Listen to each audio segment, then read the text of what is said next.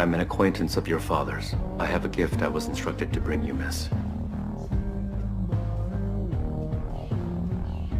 Is that box for my dad? Did he send you here? So he could see how I've been doing? Know what you could tell him? That I stopped waiting to hear from him a long time ago. I'll pretend my dad doesn't exist and he can forget about me too. These were your father's belongings. Mr. Song Gi-yun has passed away. Before he died, he left these things for you, Ga-young. We are not horses. We are humans. And humans are